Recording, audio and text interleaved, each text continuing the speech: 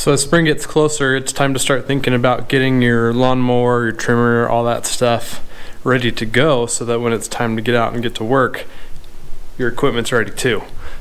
So today what I'm going to do is show you the things that I do to my Toro TimeMaster to make sure that it's ready to go when I'm ready to mow. So let's get started.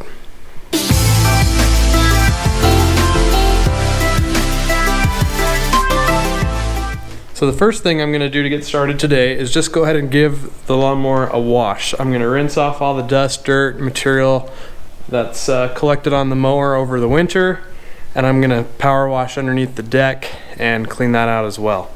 So before I can do that though, I want to sharpen the blades, or at least pull the blades off so I can sharpen them later. And then I have the entire deck exposed so that I can give it a good clean. So we'll go ahead and start there.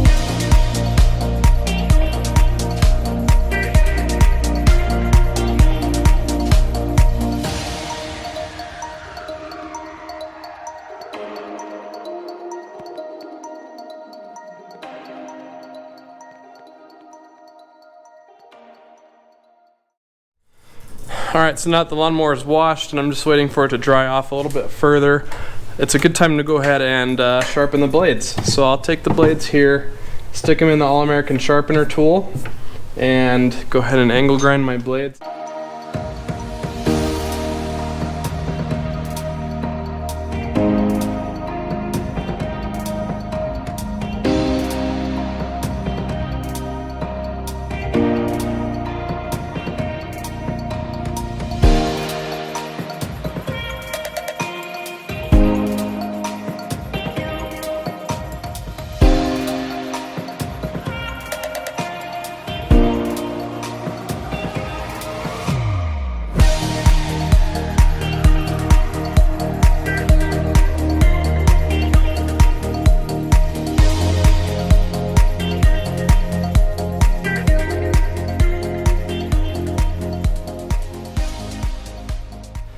Okay, so now that the blades are sharp and back on the mower, I'm gonna go ahead and replace the spark plug and change the oil.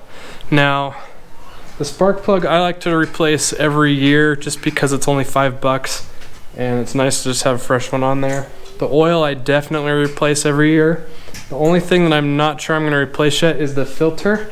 I can't get that at my local Home Depot because they don't sell the TimeMaster, so they don't carry parts for it. They only carry the spark plug. So I have to order that online. I'm not sure if I'm gonna do that or not yet. I did check it and it's still relatively clean. So I'll probably keep it on there and just live with it for another year.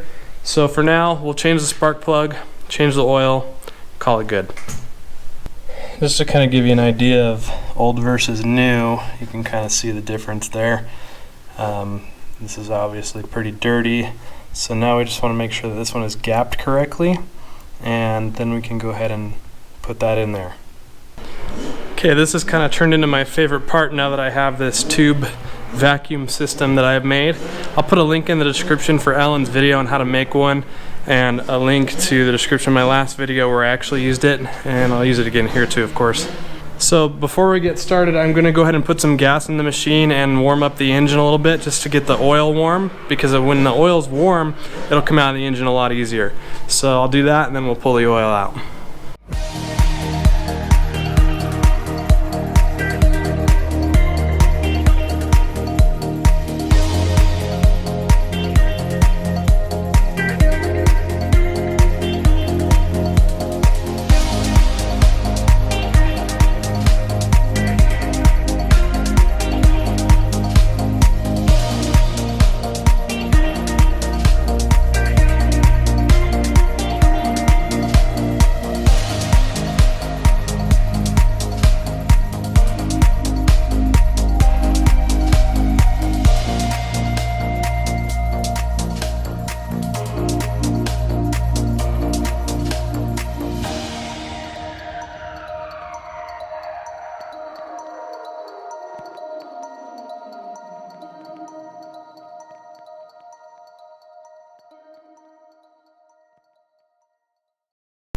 All right, that's gonna about do it for today.